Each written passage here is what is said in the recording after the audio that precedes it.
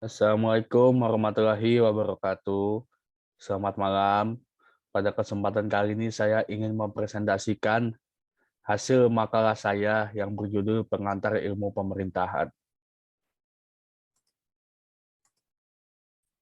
Ilmu pemerintahan terdiri dari dua kata, yaitu ilmu dan pemerintahan. Kata ilmu berasal dari bahasa Arab. Masdar dari alima ya'lamu, berarti pengetahuan atau pengetahuan. Tetapi dalam kaitannya dengan ilmu, itu adalah idraku syai bi hakikati, mengetahui sesuatu yang hakiki. Dalam bahasa Inggris, ilmu disamakan dengan science dan pengetahuan dengan knowledge. Dalam bahasa Indonesia, kata sains bahasa Latin scio, scire, artinya mengetahui secara umum diartikan sebagai ilmu. Namun secara konseptual memiliki arti yang sama sehingga jamak diartikan sebagai ilmu. Pemerintahan atau pemerintah terdiri dari dua kata, perintah serta memerintah. Perintah didefinisikan sebagai sesuatu yang harus dikerjakan atau segera dilaksanakan. Kata perintah sendiri terdiri memiliki makna bahwa terdapat dua pihak yang terlibat. Yang memerintah diklasifikasikan sebagai pihak yang berkuasa, pemerintah di dalam sini disebut pemerintah atau penguasa.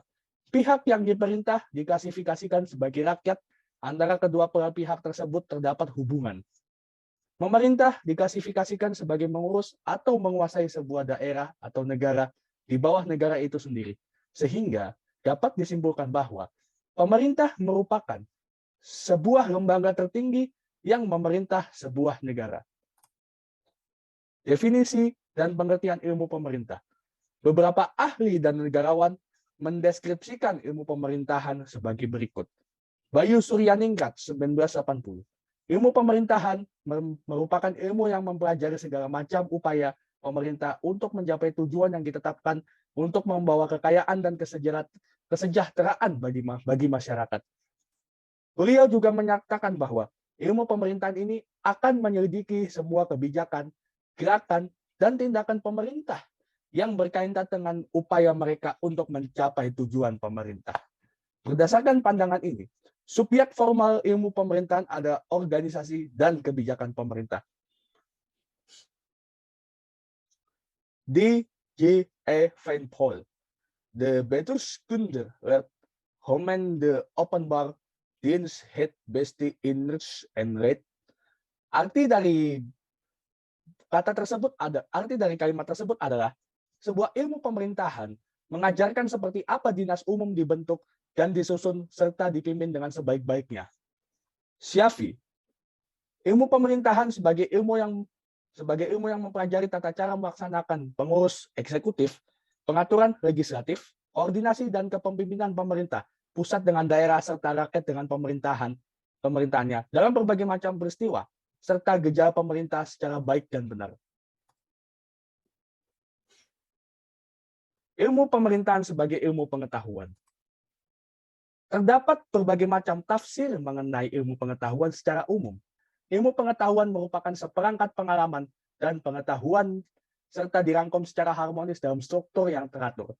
Sebagai sebuah ilmu pengetahuan, ilmu pemerintahan perlu memiliki 3 kriteria dasar ilmu pengetahuan agar ilmu pemerintahan dapat dikatakan sebagai sebuah ilmu pengetahuan. Ketika kriteria dasar tersebut yaitu ontologis, aksiologis, dan epistemologis. Ontologis. Ontologis merupakan wujud hakiki dari objek yang diteliti oleh ilmu pengetahuan yang dimaksud. Ontologi terdiri dari 3 asumsi. Asumsi pertama adalah bahwa sebuah objek dapat dikelompokkan berdasarkan sifat, kesamaan bentuk, struktur, serta asumsi kuantitatif. Asumsi kedua adalah relative sustainability, artinya ilmu tidak berubah dalam kurun waktu tertentu. Asumsi ketiga adalah determinasi, artinya ilmu mengikuti pola tertentu atau tidak muncul secara acak. Inu Kencana mendefinisikan perbedaan dan persamaan antara ilmu-ilmu kenegaraan tersebut berdasarkan ditinjau dari objek forma dan objek material. Perbedaan dari ilmu-ilmu negara tersebut terletak pada objek formanya dan persamaannya dari objek materialnya. Objek material ilmu pemerintahan berupa realitas pemerintahan dengan arti seluas-luasnya, totalitas dari fungsi eksekutif legislatif, dan yudikatif. Sedangkan Objek forma ilmu pemerintahan adalah realitas pemerintah dalam arti sempit, yaitu fungsi kekuasaan eksekutif.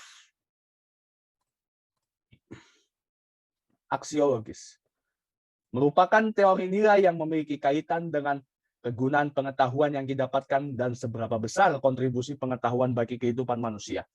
Aksiologis berperan penting dalam kehidupan manusia karena dengan ilmu pengetahuan, seluruh kebutuhan dan keinginan manusia dapat terpenuhi dengan praktis.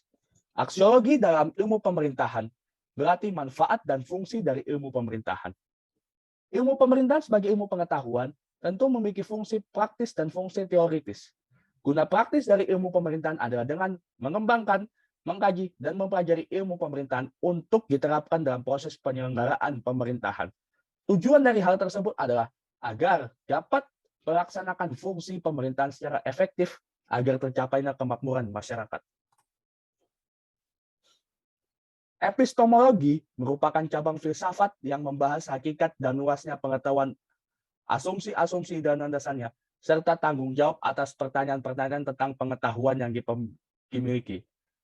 Atau dalam artiannya, epistemologi merupakan tahap proses memperoleh ilmu pengetahuan yang dituju. Mengkaji ilmu pemerintahan secara epistemologi dilakukan melalui perkembangan ilmu tersebut. Seringkali ilmu pemerintahan dianggap sebagai ilmu baru. Itu adalah hal wajar dikarenakan ilmu pemerintahan mengambil berbagai tahapan perkembangan. Graha 2003 mendefinisikan 7 tahapan dalam ilmu pemerintahan. Tahap pertama, gejala pemerintahan dikaji melalui ilmu dan sudut pandang yang terdapat di zaman ilmu pemerintahan tersebut dikaji. Sehingga objek tersebut menjadi ruang lingkup yang dipelajari sebagai material dalam bagian integral disiplin. Contohnya adalah ilmu sosial, ilmu politik, ilmu ekonomi, serta ilmu administrasi. Lalu tahap kedua, gejala pemerintahan dipelajari dengan disiplin ilmu pengetahuan yang ada, sehingga terbentuk spesialisasi disiplin dengan ilmu yang bersangkutan. Contohnya adalah ketika mempelajari gejala-gejala pemerintahan menggunakan ilmu sosiologi, dari hasil mempelajari gejala tersebut, terbentuklah sosiologi pemerintahan. Tahap ketiga, terbentuklah kelompok-kelompok pengetahuan, body of knowledge, dari konstruksi konsep-konsep sumbangan ilmu yang spesifik tersebut. Maka terakhir disiplin ilmu pemerintahan elektis. Ilmu pemerintahan tahap awal contohnya Bestuurskunde memiliki sifat ideografik elektis. Tahap keempat, setelah melalui ketiga tahapan di atas, ketiga tahapan tadi, pada tahapan keempat lahirnya ilmu pemerintahan yang bersifat mandiri dan disebut sebagai Bestuurswissenschaft. Ilmu pemerintahan tersebut didukung dengan metodologi yang berhasil mengidentifikasi tujuan formal baru dari ilmu pemerintahan itu sendiri tersebut. Tahap kelima, keterampilan denominasi ilmu pemerintahan muncul. Ketika metodologi ilmu pemerintahan digunakan oleh ilmu-ilmu lain, ketika ilmu pemerintahan menggunakan metode ilmiah lain, ketika ilmu pemerintahan dipelajari sebagai jurusan S1 atau tingkat S2 BKU, dan ketika ilmu pemerintahan dipelajari sebagai bidang dengan gelar tertinggi S3 pakar pemerintahan yang berkumpul di Ikatan Ahli mengakui apakah ilmu pemerintahan dapat diterapkan pada kehidupan sehari-hari. Ilmu pemerintahan generasi ketiga di Barat ini telah muncul dan berkembang. Lalu tahap ke-6, perkembangan pesat bidang penelitian. Ilmu pemerintahan seperti sosiologi pemerintahan dianggap disiplin sendiri itu sendiri membentuk ilmu pemerintahan generasi keempat, Bestuurswissenschaft, dengan pendekatan lintas disiplin dan multidisiplin. Lalu tahap terakhir atau tahap ke-7, jika Bestuurswissenschaft berhasil mengambil posisi sektarian, sebaiknya dimungkinkan untuk menekankan bidang yang dipelajari sebelumnya oleh orang tua. Misalnya, dengan menggunakan metodologi sosiologi ilmu pemerintahan. Ilmu pemerintahan generasi keempat mengkaji gejala atau peristiwa sosiologis. Dengan cara ini, bidang-bidang baru seperti sosiologi dan politik lahir. Bidang ini telah membentuk generasi kelima ilmu pemerintahan. Ruang lingkup ilmu pemerintahan.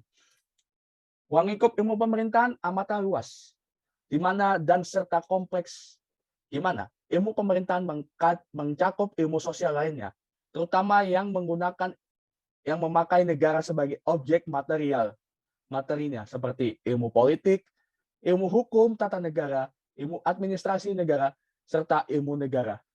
Dengan begitu, Ruang lingkup ilmu pemerintahan diuraikan sebagai berikut. Pertama, ada hukum kewarganegaraan tertulis atau tidak tertulis. Hukum kewarganegaraan beserta asas penggunaannya, hukum pemerintahan pusat serta daerah. Dalam bidang ketelaksanaan yang banyak dicatat oleh para ahli ilmu administrasi negara, antara lain administrasi non-departemen, administrasi pemerintahan tingkat departemen, administrasi pemerintah desa, administrasi pemerintahan kelurahan, administrasi pemerintahan kecamatan, administrasi pemerintahan daerah, serta yang terakhir administrasi pemerintahan pusat. Dalam bidang kenegaraan dan banyak ditulis oleh ahli ilmu negara, yaitu fungsi, prinsip, dan unsur pemerintahan, bentuk, tipe, serta sistem pemerintahan, tugas, hak, serta kewenangan pemerintahan. Dalam ilmu kenegaraan dan banyak ditulis oleh ahli ilmu negara, hakikat pemerintahan, sekularisme dan pemerintahan agama, seni pemerintahan, dan yang terakhir ini pemerintahan. Dalam bidang kekuasaan dan banyak ditulis oleh ahli ilmu politik, yaitu organisasi politik, suprastruktur dan infrastruktur politik, pendapat umum dalam pembuatan peraturan perundang-undangan umum, kebijaksanaan pemerintahan serta kebijaksanaan internasional atau luar negeri serta kebijakan lainnya. Dalam hubungan-hubungan pemerintah dan banyak ditulis oleh pakar ilmu pemerintahan sendiri sebagai kajian inti, yaitu hubungan antara kekuasaan, lembaga tinggi negara, sistem pemerintahan, gejala dan peristiwa pemerintahan, hubungan pemerintah dengan masyarakat, hubungan antara departemen dan lembaga non-departemen, hubungan pemerintahan pusat dengan pemerintahan daerah, pengkajian pemerintahan dalam dimensi ruang, perbandingan pemerintahan di berbagai negara, pengkajian pemerintahan dalam dimensi waktu, sejarah pemerintahan dulu, sekarang, hingga esok. Teori, asal teknik, objek, subjek, metodologi, proses, dan sistematika pemerintahan. Ilmu pemerintahan sebagai ilmu terapan. Ilmu terapan merupakan ilmu yang menempatkan teori-teori serta mempraktekannya demi tujuan menemukan solusi dari suatu permasalahan. Dan ilmu terapan tidak bersifat murni, yaitu dapat berubah setiap waktu dan zaman, mengikuti setiap perkembangan yang ada. Ilmu pemerintahan dapat dikatakan sebagai ilmu terapan, karena ilmu pemerintahan merupakan ilmu yang didapatkan melalui pengamatan, menggunakan sudut pandang yang berbeda pada tiap zaman. Ilmu pemerintahan memiliki fungsi praktis dan fungsi teoritis. Fungsi praktis dari ilmu pemerintahan adalah dengan mengembangkan dan mengkaji, mempelajari ilmu pemerintahan, agar dapat diterapkan pada kegiatan pemerintahan. Hal tersebut bertujuan untuk menjalankan fungsi pemerintahan secara efektif. Fungsi teoritis dari ilmu pemerintahan adalah dengan mengembangkan atau mengkaji atau mempelajari ilmu pemerintahan demi pengembangan ilmu itu sendiri. Dari fungsi praktis dapat diketahui bahwa ilmu pemerintahan merupakan ilmu terapan. Komentar umum mengenai ilmu pemerintahan. Ilmu pemerintahan merupakan cabang ilmu sosial yang mempelajari keseluruhan aspek pemerintahan dan negara, baik itu bentuk negara, penyelenggaraan negara, lembaga negara, dan lain sebagainya. Ilmu pemerintahan muncul pada awal abad ke-20 di Belanda dengan nama Bestuurswetenschap, di mana ilmu pemerintahan memiliki sudut pandang atau paradigma pada zaman tersebut. Ilmu pemerintah mengalami perkembangan dari waktu ke waktu. Pada era 1970-an, ilmu pemerintahan sebagai ilmu terapan mulai dikenal secara umum ketika terdapat dua ilmu pemerintahan yang muncul, ilmu pemerintahan dan ilmu pemerintahan terapan. Ilmu pemerintahan ada ilmu yang mempelajari fenomena pemerintahan seperti manajemen pemerintahan dan sosiologi pemerintahan. Ilmu pemerintahan terapan di sisi lain sama dengan praktik administrasi pemerintahan. Hal ini mengacu pada fungsi pemerintah, pembangunan, pemberdayaan, dan pelayanan. Pada perkembangan terbarunya, ilmu pemerintahan memasuki babak baru ketika terdapat penambahan ilmu baru dalam ilmu pemerintahan, e-governance dan good governance. E-governance atau biasa disebut e-government adalah penyelenggaraan pemerintahan berbasis atau menggunakan teknologi informasi oleh pihak pemerintah dengan tujuan memangkas birokrasi dan mengefisiensikan operasional pemerintah agar pemerintahan dan pelayanan masyarakat berjalan secara efektif, efisien, dan nyaman. Sedangkan good governance adalah tata pemerintahan yang baik dengan manajemen pembangunan yang sehat, dan bertanggung jawab sesuai dengan prinsip demokrasi dan pasar yang efisien, menghindari salah alokasi dana investasi, dan mencegah korupsi di tingkat politik dan administrasi, menjaga disiplin anggaran, dan menciptakan kerangka hukum dan politik untuk pertumbuhan bisnis. Ilmu pemerintahan sebagai ilmu terapan berhasil beradaptasi, mengkaji permasalahan, serta menentukan solusi yang diterapkan. Menjadi ilmu sesuai perkembangan zaman. Tidak memungkiri pada zaman yang akan datang akan ada cabang terbaru ilmu pemerintahan yang akan menjawab solusi perkembangan penyelenggaraan pemerintah di masa mendatang. Ilmu pemerintahan adalah jawaban bagi setiap pemerintah yang ingin mencetak sumber daya yang memadai, sistem penyelenggaraan dan pelayanan efektif, efisien, dan memadai, serta negara yang bebas dari permasalahan birokrasi, korupsi, dan lain-lain.